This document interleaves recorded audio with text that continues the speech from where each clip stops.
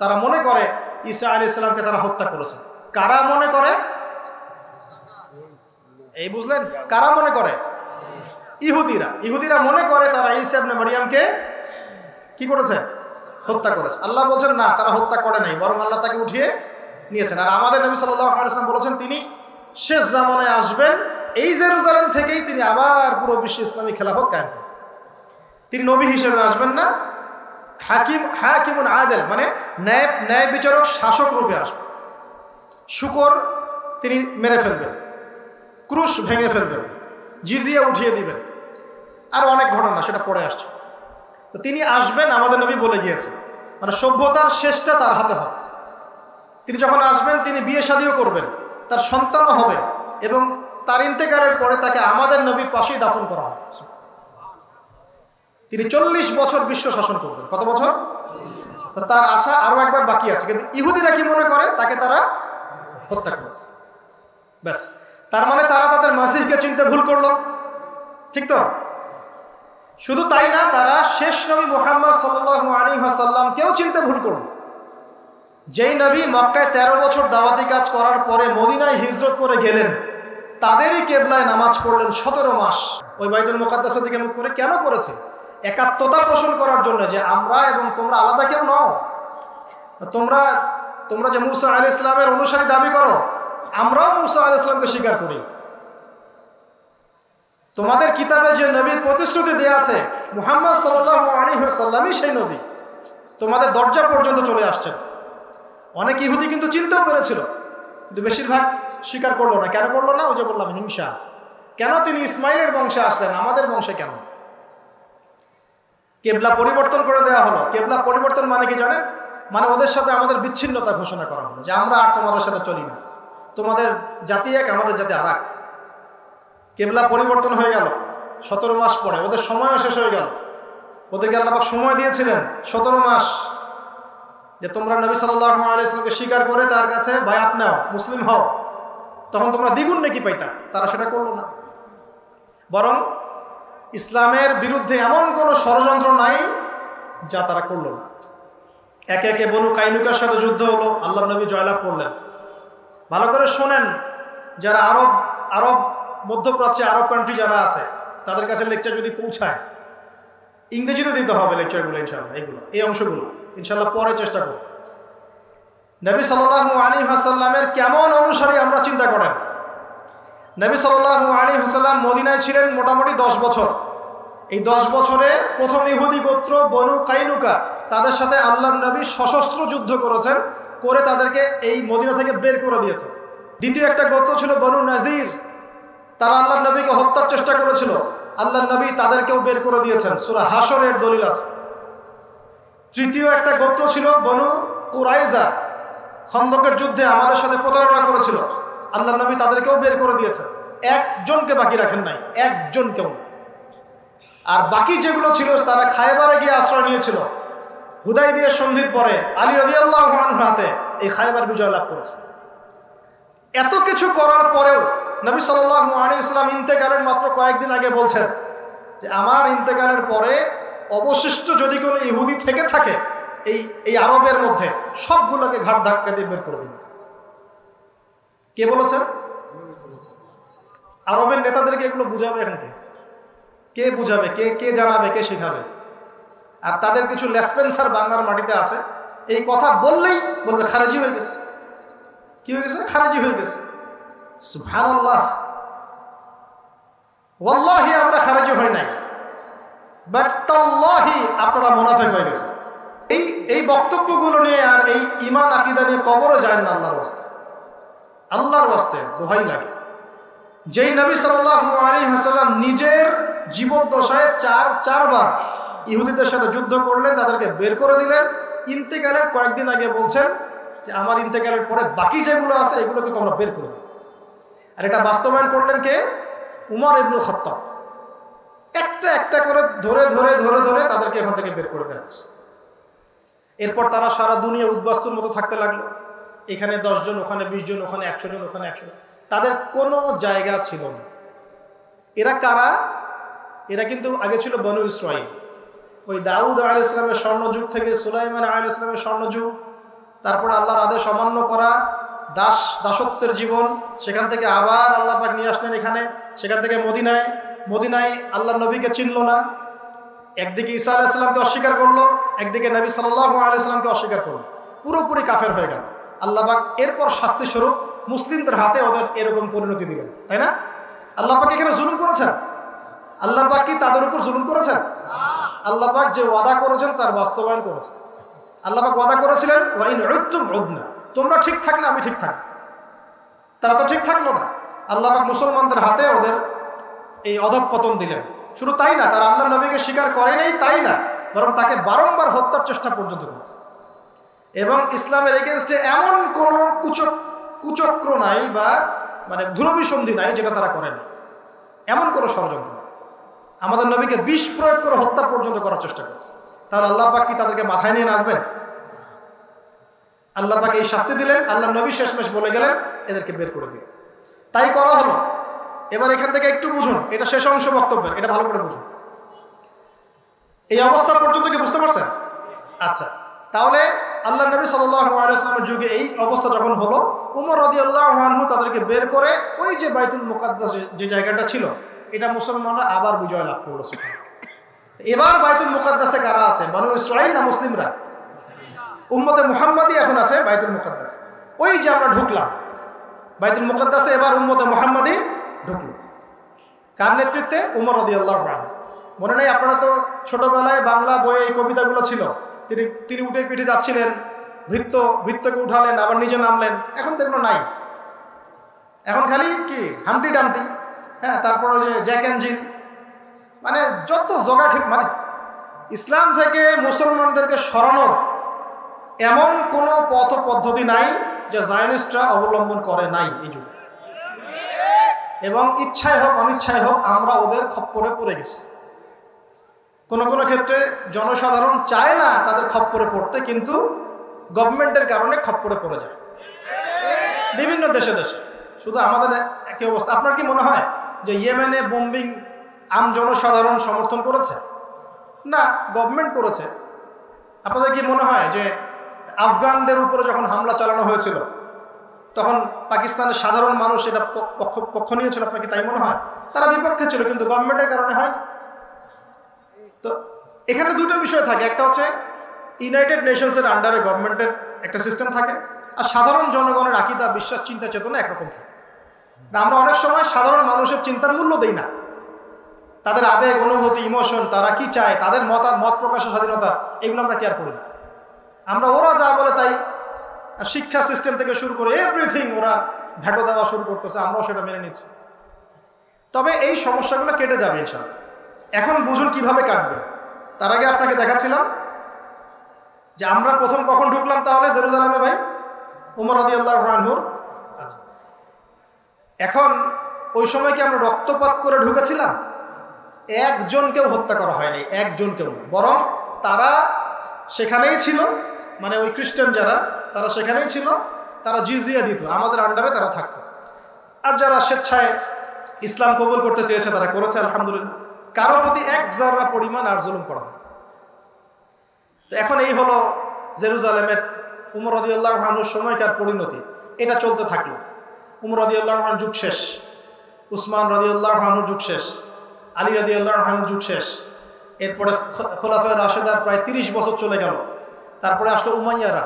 Umayya মানে মুআবিয়া রাদিয়াল্লাহু আনহুর থেকে শুরু হয়েছে। উমাইয়াদের সময় প্রায় 97 বছর, প্রায় 97 বছর উমাইয়ারা এই বিশ্ব শাসন করলো। শুধু কি আরব শাসন করলো? না, একদম ওই পর্তুগাল থেকে নিয়ে চায়না পর্যন্ত, একদম ওই যে স্পেন, পর্তুগাল দেখেন না ম্যাপে, ওই জায়গা থেকে নিয়ে চায়না পর্যন্ত, এদিকে আফ্রিকা থেকে নিয়ে ভারত, সব জায়গা মুসলমানদের দখলে চলে আসলো। জি, আমাদের কথাই বলছি, আমাদের বাপদাদারাই কাজ করেছেন, আমরাই সেই প্রজন্ম যাদের বাপদাদারাই কাজ করেছেন। পর্তুগাল থেকে নিয়ে চায়না পর্যন্ত, আফ্রিকা থেকে নিয়ে এই যে ভারত উপমহাদেশ পর্যন্ত, সিন্ধু পর্যন্ত, সবই মুসলমানদের। জুলুম করা হয়নি কারো উপরে, সবাই যার যার ধর্ম পালন করত, কারো প্রতি কোনো রকম জুলুম ছিল না। তারা জিজিয়া দিত, বরং একজন জিম্মি, একজন অমুসলিমকে যদি কেউ হত্যা করত, আমরা তার পক্ষ নিয়ে ওই কাতলকে হত্যা করতাম। বিশ্ব ইনসাফ দেখেছিল, ন্যায় বিচার দেখেছে। ওই সময় জেরুজালেম কাদের ছিল তাহলে? ওই সময় জেরুজালেম কাদের ছিল? আমাদের মুসলিমদের। এই উমাইয়াদের সময় এটা আমাদের ছিল। তারপর আসলে আব্বাসীয়রা, শর্ট করে বলতেছে, আপনারা পড়ে নিয়ে। এরপর আসলে আব্বাসীয়রা। আব্বাসীয়রা ক্ষমতায় ছিল প্রায় 500 বছর, এক্স্যাক্টলি সম্ভবত 533 কি 34 বছর হবে। এত দীর্ঘ সময় আব্বাসীয়রা বিশ্বকে শাসন করেছে। চিন্তা করতে পারেন, আমরা তো 5 বছরেই একদম হাঁপায় যাই, তাই না? 5 বছরে আমাদের মাথা খারাপ হয়ে যায়, কি হচ্ছে আর কি না হচ্ছে। 500 বছর, 550 বছরের মতো তারা বিশ্ব শাসন করে। আল্লাহ পাকের সুন্নত কি ছিল জানেন? যখন মুসলিম শাসকগণ ঈমান, আমল, আখলাক এগুলোর উপর মানে অটল ছিল, ততক্ষণ পর্যন্ত তাদের অধঃপতন হয় না। যখনই ঈমানে দুর্বলতা হয়েছে, আখলাক নষ্ট হয়ে গেছে, দুনিয়া নেশা পেয়ে বসছে, তখনই আল্লাহ পাক কাফের দ্বারা আমাদেরকে হারায় গেছে। এটা আল্লাহ পাকের চিরায়ত সুন্নত, যে আল্লাহ পাক বনু ইসরাইলের মতো জাতিকে রুলিং স্টেট থেকে ব্যাবিলনে নিয়ে আসতে পারেন, আমাদেরকে পাপের শাস্তি আল্লাহ দিতে পারেন না? আমরা কি মনে করছি যে মুহাম্মদ সাল্লাল্লাহু আলাইহি ওয়াসাল্লাম উম্মত হয়েছি বলেই একদম আল্লাহ মাথায় নিয়ে আমাদেরকে করবেন? আমরা যদি ঠিকঠাক দায়িত্ব পালন না করি। আল্লাহ বলেছেন যে সূরা মুহাম্মাদে আছে, ইন তানসুরুল্লাহ ইয়ানসুরকুম, তোমরা আল্লাহকে সাহায্য করো তাহলে আল্লাহ তোমাদেরকে সাহায্য করবে। ওয়া ইউসাব্বিত আকদামাকুম, তোমাদের পা আল্লাহ পাক সুদৃঢ় রাখবেন। আর যদি না করো, ওয়া ইন তাতাওয়াল্লাউ, যদি তোমরা পৃষ্ঠপ্রদর্শন করো, ইস্তাবদিল কওমান গায়রাকুম, অন্য কওমকে তোমাদের জায়গায় নিয়ে আসবো আমি। আমার তো কোনো পরোয়া নাই, পরোয়া আছে? আব্বাসীয়দের সময় জেরুজালেম আমাদের ছিল। তারপরে আসলো কারা? ফাতেমিরা। ফাতেমিরা মিশর কেন্দ্রিক শাসন চালাতো, ঠিক আছে? তারপরে অনেক বড় জায়গা তাদের ছিল। এদিকে আন্দালুসিয়া, ওইদিকেও মুসলিমদের একটা খেলাফত ছিল। এই দুই সময়ও জেরুজালেম আমাদের। তারপরে আসলো তুর্কিরা, এই যে তুর্কি, টার্কিশ দেখেন না, এরা তো মাশাআল্লাহ প্রায় 600 বছরের মতো বিশ্ব শাসন করেছে। কত বছর? 600 প্লাস, আরও বেশি হবে মেবি, 600রও বেশি। কেউ কেউ হিসাব নিকাশে ইতিহাসে ভুল করেন, আমি অ্যাপ্রক্সিমেট কথা বলছি। 600, 650 স্টার্ট করেছিল ওই যে উসমান। আপনারা যে অনলাইনে একটা দেখেন না, যে কুরুলুস আর্তুগরুল উসমান, এই যে আর্তুগরুল ছিল উসমানের বাবা, তার ছেলে উসমান, তার হাতে উসমানীয় খেলাফতের সূচনা হয়। আস্তে আস্তে ছড়াতে ছড়াতে মোটামুটি তারা ওয়ার্ল্ডের অনেক জায়গা দখল করে ফেলে।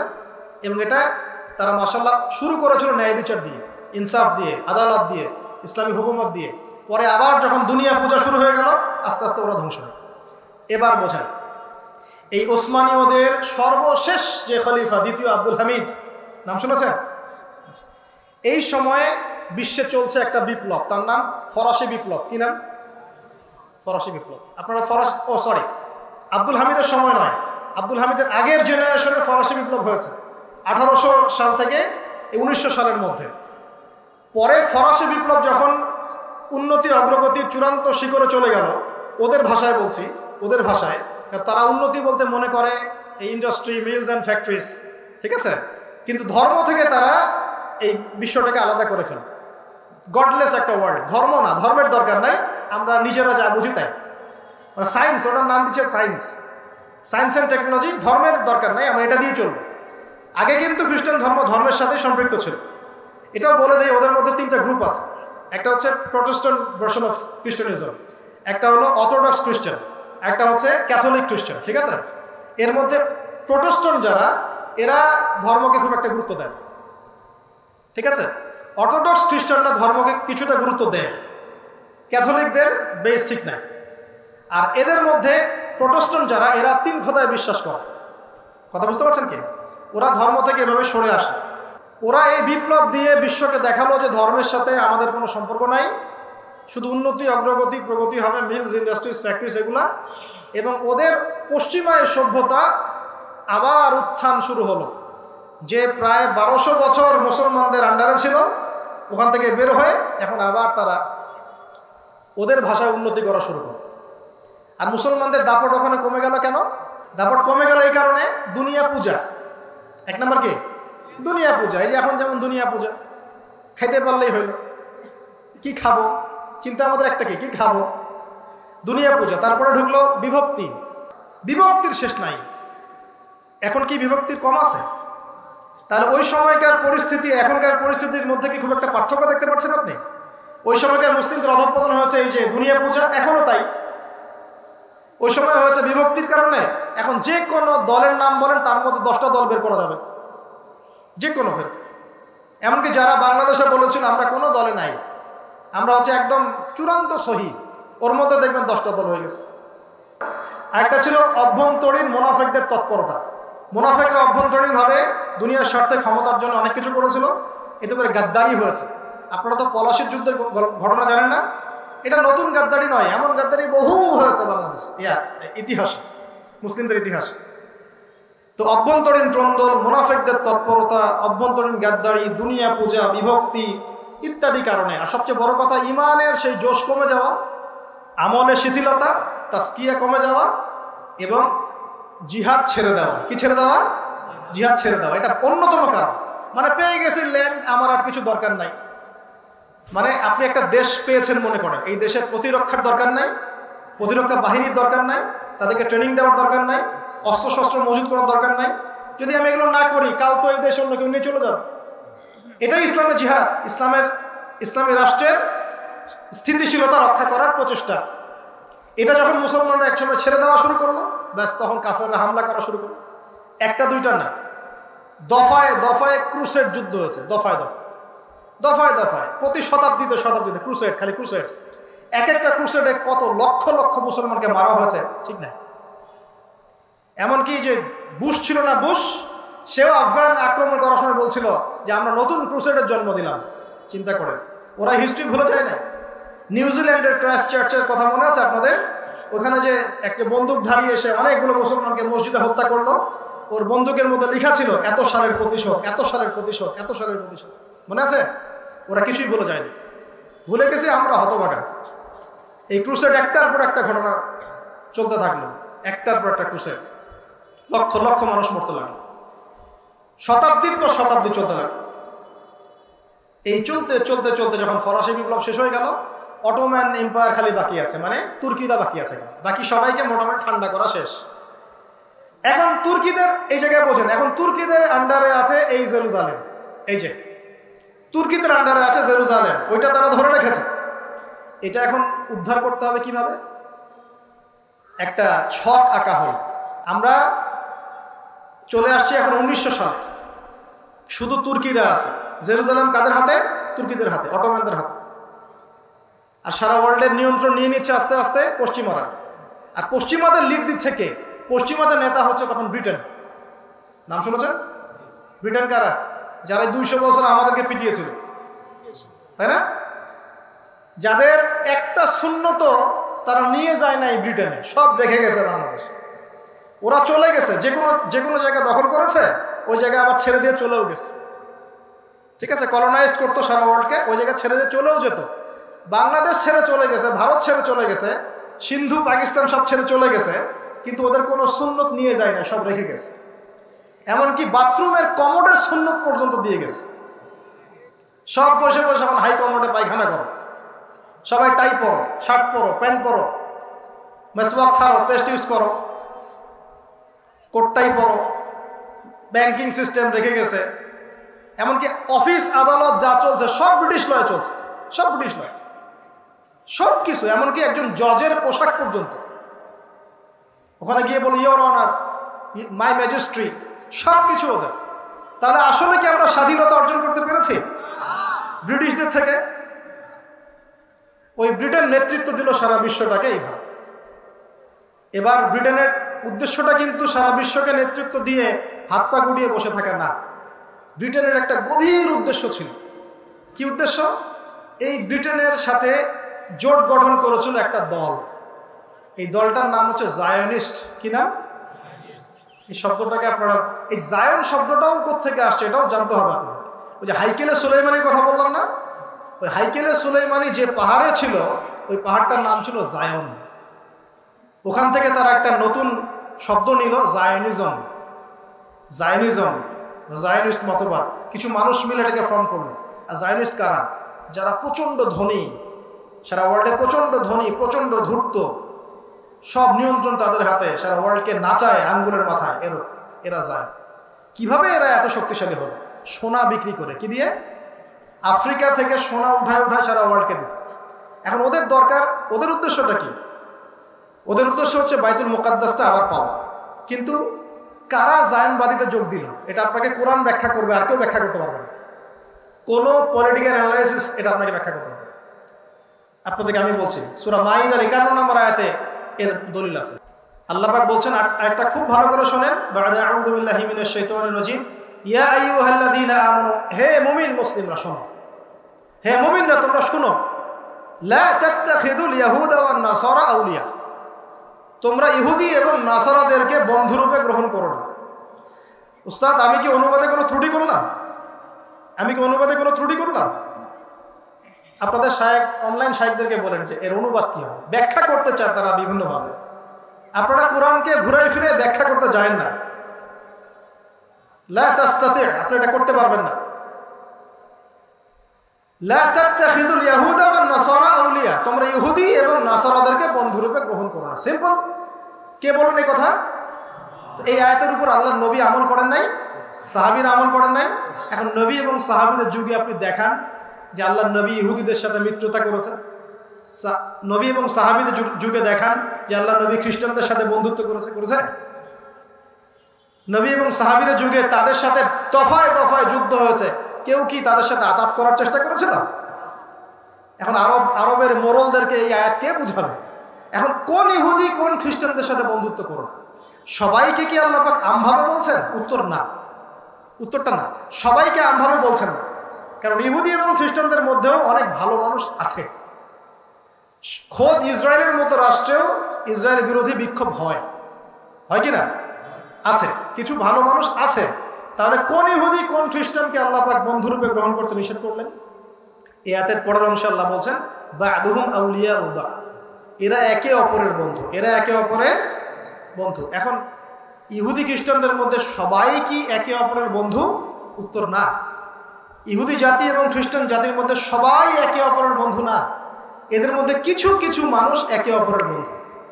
আপনি দেখবেন ইসরায়েলের বন্ধু ব্রিটেন, ইসরায়েলের বন্ধু আমেরিকা।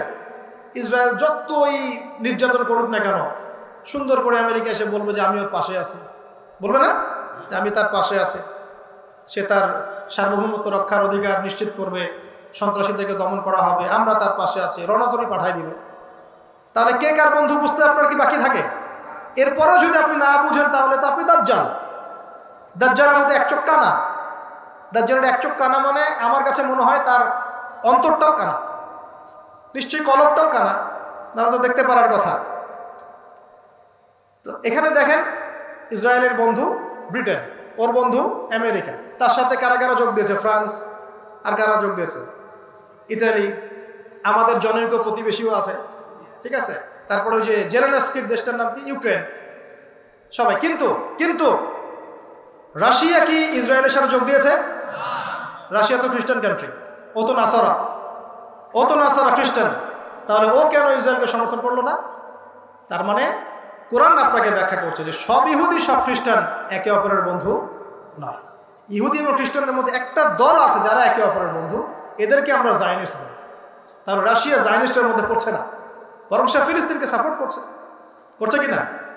কোনো ক্ষেত্রে চায়নার মতো কান্ট্রিও ফিলিস্তিনকে সমর্থন করছে কিনা? এখন আসেন, আলহামদুলিল্লাহ, এখানে আমরা সৌভাগ্যবান বা আমরা শুকরিয়া আদায় করি যে আমাদের দেশ পররাষ্ট্র মন্ত্রণালয় থেকে বিবৃতি দিয়ে ফিলিস্তিনের পাশে আছে। আলহামদুলিল্লাহ, অ্যাটলিস্ট আমরা আমাদের বাহ্যিক হোক আর অভ্যন্তরীণ হোক ইমানের পরিচয়টুকু দিয়েছি। কিন্তু দুঃখ লেগেছে একটা জিনিস দেখে, এটার জন্য আপনাদেরকে আল্লাহর কাছে জবাব দিতে হবে। এদিকে এই বিবৃতিও দিয়েছেন, আবার এদিকে কালকে দেখলাম সেনাবাহিনী নৌবাহিনীকে পাঠিয়েছেন ওই লেবানন সীমান্তে, যাতে হামাস এবং ওই ওর নাম কি হিজবুল্লাহ যেন কোনো অস্ত্র না পায়। তাহলে আসলে আপনি কার পক্ষ নিচ্ছেন? তো আর কেউ বলুক না বলুক, আমি আপনাদেরকে বলবো যে আল্লাহর কাছে কিন্তু আপনাদেরকে জবাব দিতে হবে। আর আপনি আমার কথা রাগ করেন না, আমার উপর তেড়ে আসেন না। আর আমি আপনার শুভাকাঙ্ক্ষী, আমি আপনার শত্রু না।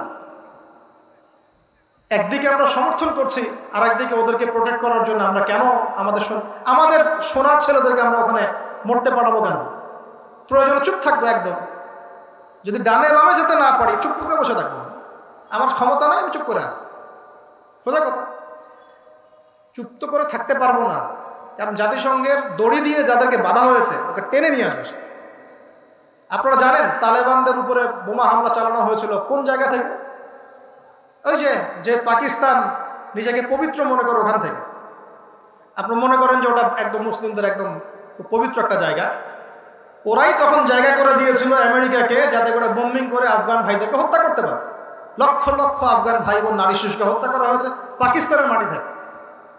আর এখন কি আপনারা জানেন যে কোথায় আমেরিকার রণতরী গিয়ে ভিড়ছে, কোথায় তাদের যুদ্ধ বিমান আছে, কোথা থেকে তারা ফ্লাই করে এই গাজায় হামলা করার পরিকল্পনা করেছে? আমাদের এই আরব রাষ্ট্রগুলো। কাতারে তার বেস ক্যাম্প আছে, আবুধাবিতে আছে, আর আমাদের তো মাশাআল্লাহ একটা আছে American kingdom of Saudi Arabia. ও সামনাসামনি কিছু বলবে না, পিছনেও কিছু বলবে না, শুধু বলবে আমরা সাথে আছি। আমার ওই যে অনলাইনে তো বললাম যে কেউ লাইভে চলে আসতে পারে, লাইভে এসে বলছে আমাদের কি করার আছে? না, তোমাদের কিছু করার নাই, তোমরা তেল দাও ওদেরকে আরো বেশি করে। তোমাদের কিছু করার নাই, তোমরা তেল বিক্রি করো ওদের কাছে। আরে আহাম্মকের দল, শুধুমাত্র গলফ কান্ট্রিগুলো যদি তেল দেওয়া বন্ধ করে দেয় ওদের একটা বিমানও ফ্লাই করবে না। কি করার আছে বলছে, আমাদের কি করার আছে? না, কিছু করার নাই। আপনারা নেইমারকে নিয়ে এসে ফুটবল খেলেন, কিছু করার নাই আমাদের। আমরা হ্যালোইন করি, মদের বার ওপেন করি, হ্যাঁ, আমরা ওদের সাথে বন্ধুত্ব করি, আমরা ওদেরকে মৌন সমর্থন দিই। কয়দিন আগে তো আবুধাবিতে আনুষ্ঠানিকভাবে ইসরায়েলের সাথে সম্পর্ক স্বাভাবিক করার চেষ্টা করা হয় নাই? আপনারা তো পড়াশোনা করেন, দেখেনি তো? আমাদের কি করার আছে বলছে, আমাদের কি করার আছে? আমরা করব না, কারা করবে? করবে কারা? সবাই কি দোয়াই করে যাবে? আল্লাহ পাক আমাদেরকে বোঝার তৌফিক দান করুন। আমি একজন নেতার নাম আসলে রাহিমাহুল্লাহ পড়ি, শ্রদ্ধার সাথে স্মরণ করি। এই সৌদি আরবের ছিলেন বাদশাহ ফয়সাল, নাম শুনেছেন? ওই যে কিং ফয়সাল অ্যাওয়ার্ড দেওয়া হয়। এই একমাত্র একটা সাহসী নেতা দেখেছিলাম লাস্ট 100 বছরে, অনেক নেতার মধ্যে একজন। অয়েল, পুরো তেল বয়কট করে দিয়েছে, যে আমরা পশ্চিমা থেকে কোনো তেলই দিব না। এটা জানেন হিস্ট্রি? তেল বয়কট, তেল দিব না। এই তেল না পেয়ে ওদের অবস্থা খারাপ হয়ে গেছিল। তেল পাবো কোথায়? কারণ আল্লাহ পাক এই পুরো বিশ্বের 4 ভাগের 3 ভাগ তেল দিয়েছেন মধ্যপ্রাচ্যে। সুবহানাল্লাহ। মুসলমানদের হাতে, এগুলো কাদের হাতে? এটা কি ইহুদিদের হাতে? 4 ভাগের 3 ভাগ। তো তিনি তেল দেওয়া বন্ধ করে দিয়ে, তেল দিব না। এক জায়গায় পশ্চিমারা তাদেরকে হারিয়ে দিল। কোন জায়গায়? লোভ। কোন জায়গায় বলেন? এসে বলল যে ঠিক আছে, তেল আপনি দিতে চাচ্ছেন না, একটা সন্ধি চুক্তিতে আসে। কি চুক্তি? যে আমরা অন্য কোনো কারেন্সিতে তেল কিনবো না, শুধু ডলারে কিনবো, আর শুধু আপনার কাছ থেকে কিনবো। আপনি এবং আপনার অনুসারী যে কয়েকটা কান্ট্রি আছে তাদের কাছ থেকে আমরা তেল নিব, বাইরের কারো কাছে আমরা তেল নিব না। তাহলে আপনাদের বাণিজ্য অনেক সমৃদ্ধ হবে। আর আপনাদের প্রতি একটা অনুরোধ, শর্ত হচ্ছে আপনারা শুধু ডলারে তেল কেনা বেচা করবেন, অন্য কোনো টাকা বা রুপি বা এগুলোতে তেল কেনা বেচা করবেন না। এই তেল মানে অয়েল, আর এই ডলার মানে ডলার। এই হয়ে গেল petrol dollar, petrol dollar, petro dollar monetary system. এখন আপনি সারা বিশ্বে ডলার ছাড়া তেল কিনতে পারবেন। এটা হলো উম্মার সাথে একটা গাদ্দারি। এর ফলশ্রুতিতে ডলার হয়ে গেল একদম সুপিরিয়র কারেন্সি, আর তেলের একচ্ছত্র অধিকার ওরা লাভ করে। তো এইগুলো যদি মুসলমানরা বন্ধ করে দিতে পারত, আমি এখানে গলা ফাটায় কথা বলে কোনো লাভ নাই, আমি জানি আদতে আসলে কিছু হবে না, সকালবেলা আপনারা ভুলেও যাবেন। কিন্তু একটা কথা চিন্তা করেন, খালি চিন্তার খোরাক নেন, যদি এইটা আমরা বন্ধ করতে পারতাম ওই সময়, তাহলে কি ওরা এত দূর পর্যন্ত আসতে পারত? যখন আপনি একটা থাপ্পড় খাচ্ছেন, কিছুই বলছেন না, তখন তো একটা থাপ্পড় খাবেন। হাত ভেঙে ফেললো, কিছুই বললেন না, তখন তো আরেকটা হাত ভাঙবে। এই তো হচ্ছে অবস্থা। তো আমরা কি করতে পারি? কি সুন্দর করে এসে বলতেছে অনলাইনে। যাক, মূল জায়গাটা আসে। এবার কোথায় ছিলাম বলেন তো? হ্যাঁ, ব্রিটেন সারা বিশ্বটাকে এভাবে নিয়ন্ত্রণ করা শুরু করলো। ওর উদ্দেশ্যটা ছিল একটা, উদ্দেশ্য হচ্ছে জায়নিস্টদের, জায়নিস্ট কারা বললাম? যারা ইহুদি খ্রিস্টানদের মধ্যে একে অপরের বন্ধু। সবাই না কিন্তু, সব ইহুদি সব খ্রিস্টান না। তো এই জায়নিস্টরা ব্রিটেনের সাথে আতাত করে প্রথম বিশ্বযুদ্ধটা ইচ্ছাকৃতভাবেই ঘটিয়েছে। এই জিনিসটা আমরা স্কুল কলেজ ইউনিভার্সিটিতে আমরা এটা বুঝি না। ইউনিভার্সিটি আমাদেরকে এটা বোঝাতে পারে নাই যে এটার পিছনে একটা গল্প ছিল। আমাদেরকে পড়ানো হয় যে বিশ্বযুদ্ধ হয়েছে, কেন হয়েছে, এমনি এমনি হয়েছে নাকি কেউ ঘটিয়েছে, এটা বোঝাতে পারে না আমাদের। জি, এখনকার এই বয়সের এসে আমাদের ফাইনাল কনক্লুশন হচ্ছে এটা ঘটানো হয়েছে। আপনারা কি জানেন যে আমেরিকা জাপানের ওই যে হিরোশিমা নাগাসাকিতে বোমা ফেলেছিল? কোন ঘটনার প্রেক্ষিতে ফেলেছে? পার্ল হারবার নামে একটা জায়গা আছে, ওইখানে জাপানিজ সৈন্যরা আক্রমণ করেছে দ্বিতীয় বিশ্বযুদ্ধের সময়। এর ইস্যু টেনে আমেরিকা ওখানে বোমা ফেলেছে। এখন আপনার কি মনে হয় যে ওইখানে পার্ল হারবারে যে আক্রমণ হবে এটা আমেরিকা জানতো না? তাই মনে হয় আপনার? সারা দুনিয়া ইন্টেলিজেন্স দিয়ে ভর্তি, গোয়েন্দা সংস্থা দিয়ে ভর্তি, ও জানে না এখানে হামলা হতে পারে? ও কিছু মানুষকে, নিজের দেশের কিছু মানুষকে ইচ্ছাকৃতভাবে মরতে দিয়েছে যাতে করে বড় বোমটা ফেলা যায়। এখন আপনাদের কি মনে হয় হামাস যে আক্রমণটা করেছে এটার খবর ইসরায়েল জানতো না? ওর ইন্টেলিজেন্স এত স্ট্রং, আপনার কি মনে হয় যে ওই যে সারা ওয়ার্ল্ডে বলা হচ্ছে ওদের ইন্টেলিজেন্স ব্যর্থ হয়েছে, আসলে ব্যর্থ হওয়ার জাতীয়টা? আপনার তাই মনে হয়? অবশ্যই তারা এই খবর জানতো। হতে দিল কেন তাহলে? বা মানে ওরা শিথিলতা দেখালো কেন? ইস্যু যাতে করে আরো বড় পরিসরে ওরা গাজায় হামলা চালাতে পারে।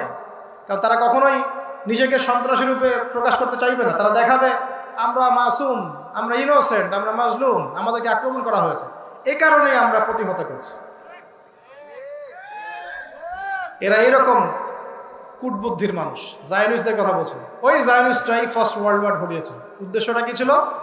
জেরুজালেম মুক্ত করা, এবং তারা সেটা করেছেও। 1917 সালে 17 থেকে 18-র মধ্যে যখন তুর্কিরা আর পেরে উঠছিল না, তুর্কিরা তাদের সর্বোচ্চ শক্তি দিয়ে প্রতিহত করেছিল, কিন্তু শেষে কিছু করতে পারেনি। আপনাদেরকে এটা জানিয়ে রাখি, ওই সময় কিছু মুসলিম নামধারী মুনাফিকরা পর্যন্ত ব্রিটেনের সাথে হাত মিলিয়ে তুর্কিদের বিরুদ্ধে যুদ্ধ করেছে। এখন আপনারা ওদেরকে আমিরুল মুমিনিন মনে করতেছেন। এই নাজদিরা ব্রিটেনের সাথে হাত মিলিয়ে হেজাজের তুর্কি শাসকদের বিরুদ্ধে বিদ্রোহ করেছে। ওরা আমাদেরকে এখন শেখায় যে পলিটিক্যাল অ্যানালাইসিস করলে খারেজি হয়ে যায়। কি চমৎকার করে অনলাইনে এসে বিবৃতি দেয়, রাষ্ট্র লাগবে, না হলে তুমি প্রতিবাদ করতে পারবে না, মিছিল মিটিং করা যাবে না, প্রতিবাদ একটা কথাও বলা যাবে না, ইত্যাদি। তো নাজদিরা যখন ওদেরকে বলবেন, এই মাথা মোটা দরবারি শাইখদেরকে বলবেন, আহলুন নিফাক ওয়াল জামাআহ, এদেরকে বলবেন যে নাজদিরা যখন ব্রিটেনের সাথে হাত মিলিয়ে তুর্কিদের বিরুদ্ধে যুদ্ধ করেছিল তখন তারা কোন শাসকের আন্ডারে ছিল? জিজ্ঞাসা করুন। কথা বুঝতে পারেন নাই? নাজদিরা, আরবের নাজদিরা যখন ব্রিটেন বা এই ইংল্যান্ডের সাথে হাত মিলিয়ে তুর্কিদের বিরুদ্ধে যুদ্ধ করেছিল, করে একটা মুসলিম রাষ্ট্র, তখন মুসলিম রাষ্ট্র কায়েম করেছিল, তখন তারা কোন শাসকের আন্ডারে যুদ্ধটা করেছে? দেখি কি উত্তর দিতে পারে। না তো এদের ইতিহাসের কোনো জ্ঞান আছে, না আসলে এদের আকীদা মানহাজ ঠিক আছে। এটাকে বলে গিরগিটি মানহাজ। কি মানহাজ? গিরগিটি। আজকে এই রূপ, কালকে সেই রূপ। এই পক্ষে গেলে এটা ঠিক, ওই পক্ষে গেলে এটা ঠিক না। একই জিনিস ওরা করলে এটা কোনো সমস্যা নাই। ওই একই কাজ যদি আপনি এই গাজা ইস্যুতে বলেন তাহলে হামাসকে সন্ত্রাসী বানাই দিচ্ছে। সুবহানাল্লাহ। আপনি বায়াস্ট হয়ে যাবেন কেন কারণ? এবার জেরুজালেম তারা দখল করে ফেললো, কারা? জায়নিস্ট। এখন মজার কথা শোনেন, 1917 সালে এই ডিক্লিয়ারটার নাম হচ্ছে বেলফোর ডিক্লারেশন। এগুলো ভাষায় গিয়ে দেখে নিন। বেলফোর একটা চুক্তি লিখেছে, মাত্র বলা হচ্ছে মাত্র 65টা শব্দ আছে চুক্তির মধ্যে। মাত্র কয় শব্দ? 65 শব্দের চুক্তি। শব্দগুলো ইংরেজিতে লেখা, যে শর্ত একটাই শর্ত, আমাদের এই ফিলিস্তিনের ভূখণ্ডে একটা স্বাধীন ইসরায়েলি রাষ্ট্র প্রতিষ্ঠা করতে হবে। শেষ। এটাই আমাদের, আর কিছু চাই না। ব্যাস, এই দখল করে ফেললো। জায়গাটা তো মুসলমানদের ছিল, দেখালাম 1200 বছর। প্রথম ওয়ার্ল্ড ওয়ারে দখল হয়ে গেল, হওয়ার পরে এই বেলফোর ডিক্লারেশন থেকে এটা ওদের দখলে চলে গেল। এই বাস, এখন আমাদের পরাধীনতার সময় চলে আসে। এটা কত সালে কথা বললাম? 1917-18। আপনাদের কি মনে হয় এরপর থেকে ওরা চুপচাপ বসেছিল? তখন সারা বিশ্বে একটা ধোয়া তোলা হয়েছে। দেখুন, একটু বুঝুন। এর আগে হিটলার ওদেরকে হত্যা করেছিল না, সারা বিশ্বে ধোয়া তোলা হলো যে ওরা খুব মাসুম, খুব মাজলুম, ওদেরকে নির্যাতন করা হয়েছে, থাকার জায়গা নাই, খাওয়ার জায়গা নাই, কেউ যদি একটু জায়গা দেয়। কিন্তু বিশ্বের বড় বড় দেশগুলো দরজা বন্ধ করে দিল, কেউ জায়গা দেয় না। আমাদের ভোলা ভালা মাসুম কিছু ভাই ফিলিস্তিনের, আর এই যে ব্রিটেনের চাপে অটোমানরা তো পরাজিত হয়ে গেল, সব দিক থেকে আমরা কোণঠাসা। ওই কিছু কিছু জায়গা 6%, কয় পার্সেন্ট? 6% জায়গা দেওয়া, এতটুকুতে থাকতে হবে। ঘর কার? ঘর আমার। এরা মেহমান কিনা? মেহমান। এখানে একটু বলে নেই, ওই 6% জায়গা এখন হয়েছে 76%। ওই 6% জায়গার পরিমাণ এখন হয়েছে 76%। ওই মেহমানরাই 76% জায়গা দখল করেছে এখন। আর বাকি যে পার্সেন্টটুকু বাকি আছে, এই দুটো জায়গা অবরুদ্ধ। শুধু গাজা উপত্যকায় থাকে 22 লক্ষ মানুষ। আর ওয়েস্টার্ন ব্যাংকে কতটুকু থাকে আপনারা দেখে নেন। গাজার সাথে সমস্যা বেশি কেন? কারণ এখানে হামাসের তৎপরতা বেশি। ওইখানে পিএলওর আন্ডারে ছিল, এটা মানে মিউচুয়াল করে ফেলছে মোটামুটি। ওই যে আপনারা তো আমাদের নেতার নাম জানেন, মাহমুদ আব্বাস। যাক, ওইদিকে আমি যাচ্ছি না। এখানে 76% জায়গা এখন মেহমানরা দখল করেছে। এখন এই বাকি জায়গাটুকু চাওয়ার জন্য যখন এরা প্রতিবাদ করে বা বিশ্বের দরবারে আর্তনাদ পেশ করে, মুসলমানদের সহযোগিতা চায়, ওরা হামলা করলে প্রতিহত করার চেষ্টা করে, তখন তারা বলে যে এরা সন্ত্রাসী। এরা বলছে আমার ঘর আমাকে ফেরত দাও, এ বলছে তুমি সন্ত্রাসী, দূর হও। এই মেহমানরা আমাদেরকে বের করে দিয়েছে। মনে করেন আপনাকে আপনার মেহমান বের করে দিয়েছে, আপনি দরজার বাইরে দাঁড়িয়ে নক করছেন, নক করে বলছেন আমার বাড়ি আমাকে ফেরত দাও, আর ও বলছে সন্ত্রাসী, তুমি দূর হও। মেজবান তারা বলছে আমার ঘর আমাকে ফেরত দাও। ভাই, আমার ঘর আমাকে ফেরত দাও। থাকতে দিয়েছিলাম, খাইতে দিয়েছিলাম, তোমাকে তো আমি আমার নারী শিশুকে হত্যা করতে দেই নাই, অত্যাচার করতে দেই নাই, নির্দিষ্ট সময়ের জন্য দিয়েছিলাম। আমার বাড়ি এখন আমাকে ফেরত দাও। এখন ও দরজা বন্ধ করে পিটাচ্ছে আর বলছে সন্ত্রাসী, তুমি দূর হও। আর বড় বড় মুসলিমরা রাষ্ট্রগুলো তাকায় তাকায় দেখছে, মাঝে মাঝে কিছু টাকা পয়সা পাঠাচ্ছে যাতে ওরা পানি কিনে খেতে পারে, কাপড় কিনে খেতে পারে, কাপড় পরতে পারে, খাবার পেতে পারে। ওই টাকা তুমি কোত্থেকে পেয়েছো? ওই টাকা তেল বিক্রি করে পেয়েছো, ওই টাকা হজ থেকে পেয়েছো। জি, এটা তো মানুষ জানে, যারা পলিটিক্যাল অ্যাফেয়ার্স ডিল করে তারা জানে। ওই টাকা তোমার পাচ্ছ থেকে? তেল থেকে, পর্যটন শিল্প থেকে। তোমাদের আয়ের উৎস কি? কৃষি আয়ের উৎস? আয়ের উৎসই পেট্রোডলার। আয়ের উৎসটা কি? পেট্রোডলার। তো তুমি ওদের সাথে চুক্তি করা টাকার ওই উচ্ছিষ্ট ছিটাফোটা আমাকে দিচ্ছ, আমার ভাইকে যে ওখানে রক্ত দিচ্ছে, দিয়ে মনে করছো তোমার দায়িত্ব শেষ হয়ে গেছে, আমার আর কি করার আছে? সুবহানাল্লাহ। আপনারা অনেক ভিতরে ঢুকবেন। আমি বললাম না যে একটা লেকচার আমি কিছুই বলতে পারবো। 4-5টা দফায় যদি আমাকে সময় দেন, একটা একটা করে পর্ব বলতে পারবো। এরপরে এই হলো 17-18 সালের কথা শেষ। এরপরে আপনাদের ধারণা ওরা ওই 6% জায়গা নিয়ে বসেছিল। আর ব্রিটেন ওদেরকে যে সহযোগিতা করলো, ওই সহযোগিতা বন্ধ করে রাখছে। ও সহযোগিতাও কন্টিনিউ করতে থাকলো, এবং ইহুদিদের সাথে ব্রিটেনের খ্রিস্টানদের একটা বন্ধুত্ব চলতে থাকলো। বছরের পর বছর চলতে চলতে চলতে কি হয়েছে জানেন? এই যে আপনি গাজার কথা দেখছেন, এটা নতুন নয়। এর আগেও এরকম 6-7টা আক্রমণ হয়েছে এখানে, এই রিসেন্ট সময়ে, প্রায় 2000 সাল থেকে 23 পর্যন্ত। 2004-এ, 2009-এ, 2014-তে, এই লাস্টে রমজানে, এই যে এখন পড়েন, পড়াশোনা করেন, দেখেন।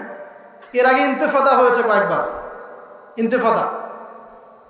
তো যাই হোক, এরপর তারা 6% জায়গা নিয়ে বসে থাকে নাই। কারণ তাদের উদ্দেশ্যটা কি? তাদের উদ্দেশ্য তো 6% জায়গা দখল করা না। তাদের উদ্দেশ্য হচ্ছে পুরো হোলি ল্যান্ডটাই তারা চায়। পুরো হোলি ল্যান্ড মানে কি? ওই মিশরের নীল নদ থেকে শুরু করে ইরাকের ইউফ্রেটিস নদী পর্যন্ত এই পুরো জায়গাটা ওরা চায়, এখনও চায়। মিশরের নীল নদ কেন? কারণ নীল নদ পেয়ে গেলে সুয়েজ খালের কন্ট্রোল পাবে। কোন খাল? সুয়েজ খাল। আর এদিকে যদি ইউফ্রেটিস পেয়ে যায়, তাহলে এদিকে আপনার ফোরাতের যে সোনা এবং তেল, এগুলো ওদের দখলে চলে আসবে। কথা বুঝতে পারছেন? আর মজার কথা হচ্ছে, ওদের তাওরাতে এটা আছে, ওরা যদি ঠিক পথে চলে এবং ওদের মাসিহ যখন আসবে, তখন তারা আবার এই হোলি ল্যান্ডটা দখল করবে।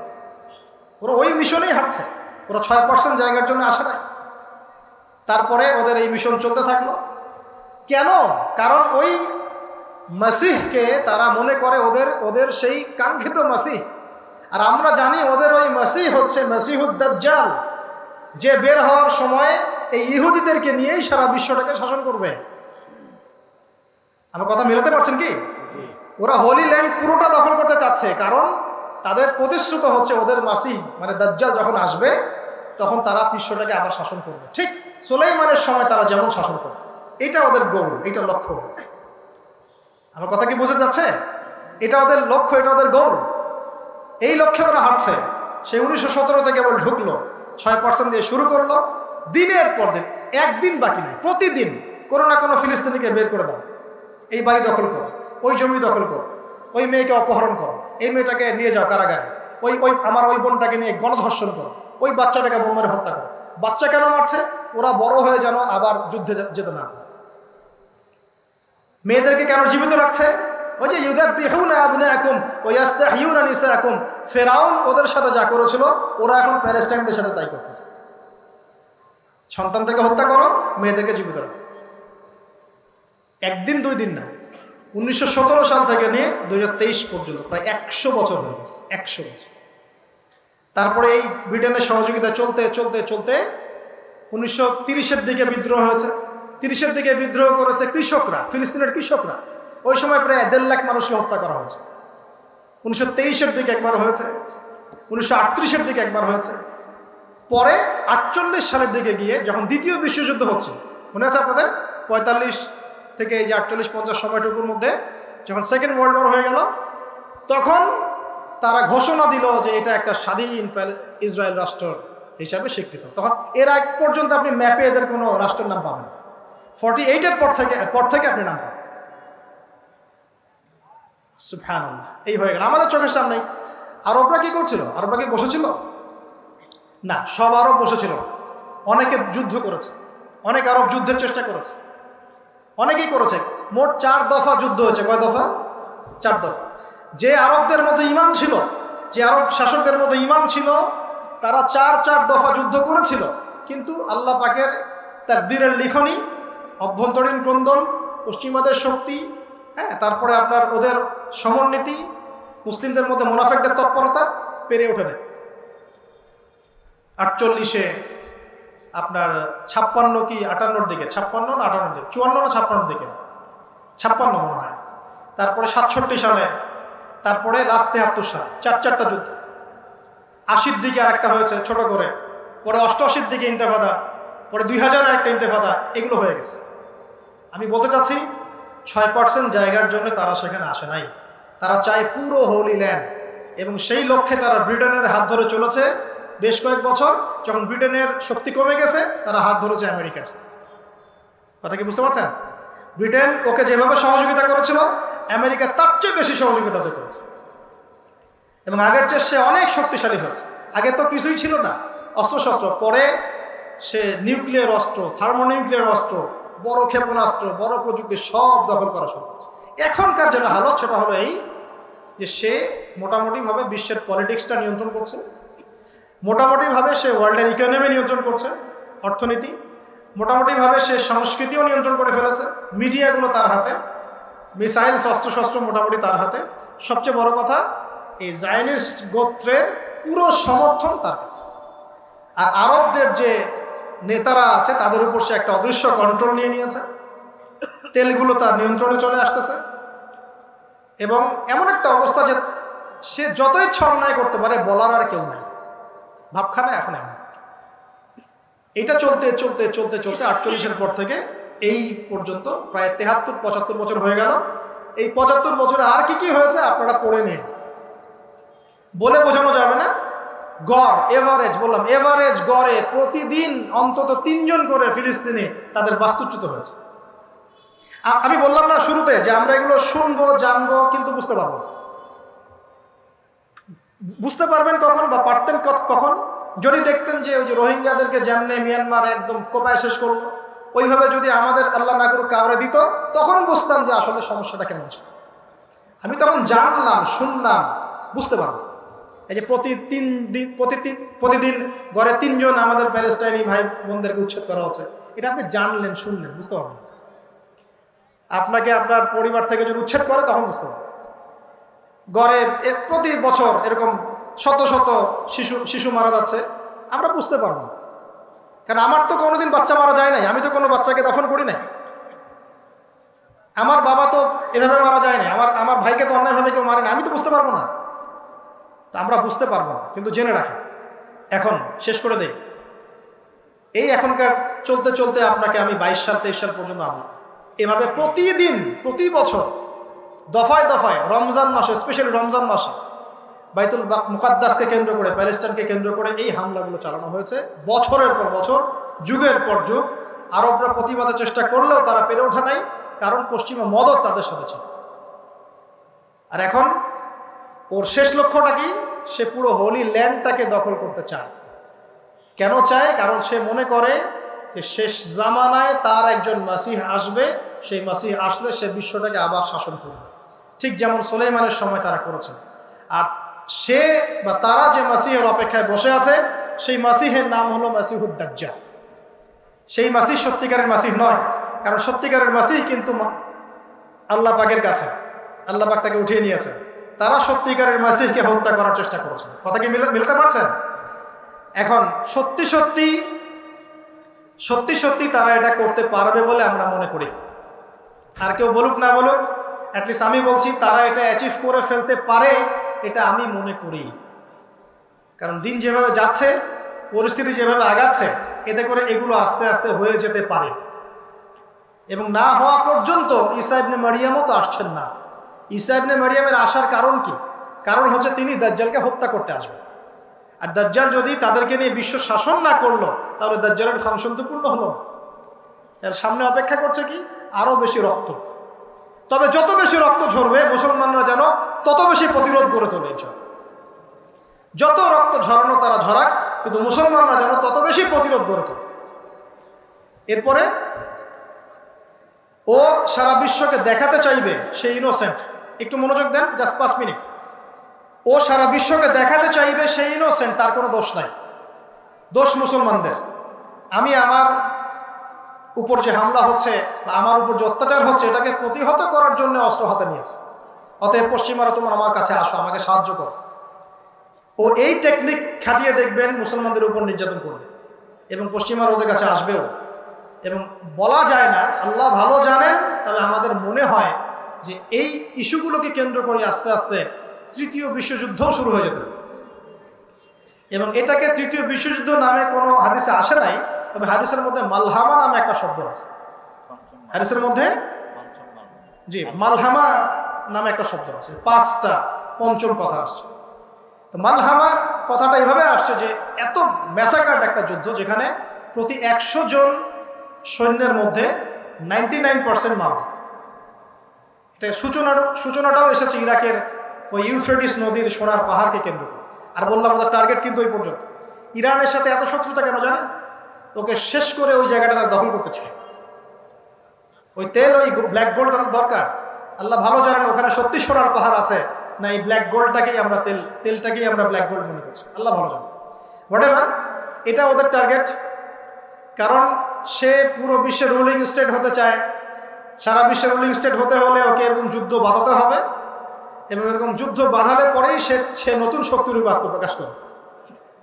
এই মালহামার কথা আসছে। আর একটা সুসংবাদ, যে মালহামার পরে বা শেষের দিকেই ইনশাআল্লাহ তাআলা আল্লাহ পাক মুসলিমদের সেই কাঙ্ক্ষিত নেতা ইমামুল মাহদিকে পাঠাবেন। মালহামা না আসা পর্যন্ত মাহদি আসছেন না। আর মালহামা এখনো আসে নাই। এমন কোনো ওয়ার এখনো হয়নি যেখানে 99% মানুষ মারা গেছে।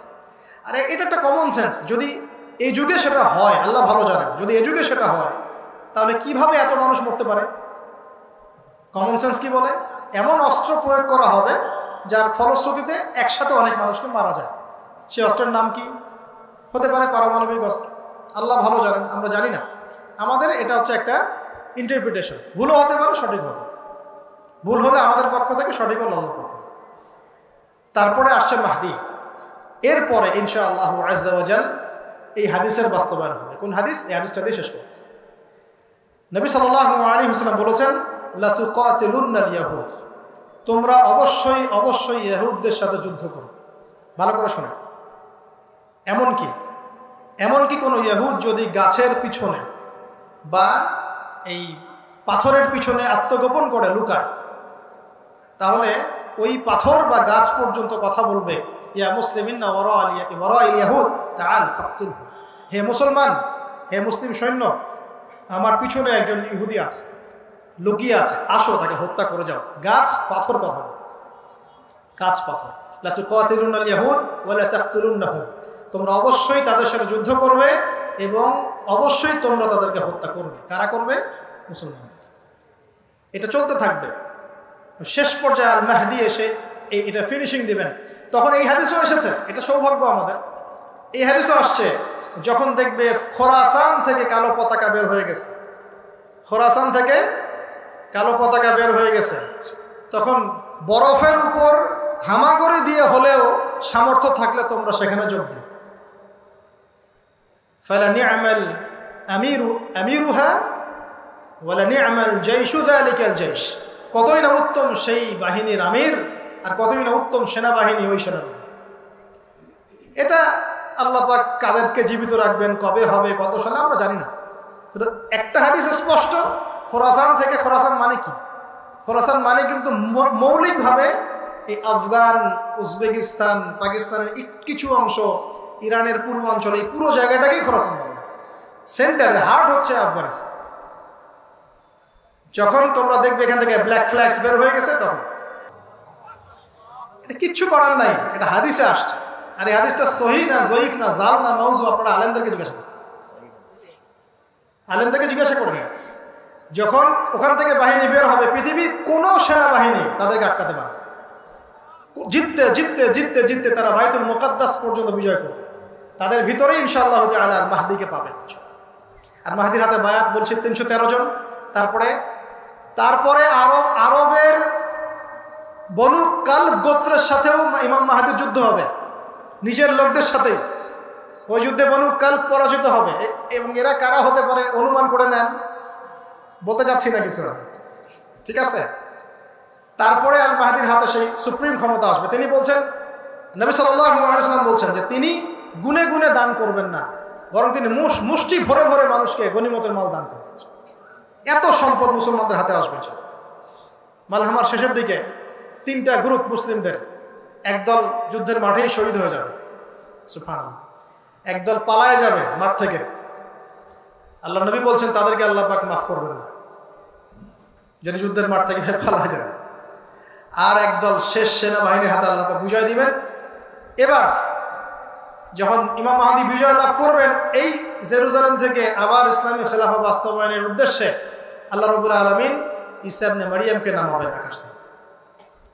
ঈসা ইবনে মারইয়াম আসার আগে একটা ঘটনা ঘটবে, যেটা আমি শুরুর দিকে বলেছি। ঈসা ইবনে মারইয়াম আসার ঠিক আগে বলতে কত বছর আল্লাহ ভালো জানেন, মাসিহুদ দাজ্জাল বের হবে। আর এই দাজ্জাল বের হয়ে কাদেরকে নিয়ে বিশ্ব শাসন করবে বলেন দেখি? ইহুদিদেরকে নিয়ে।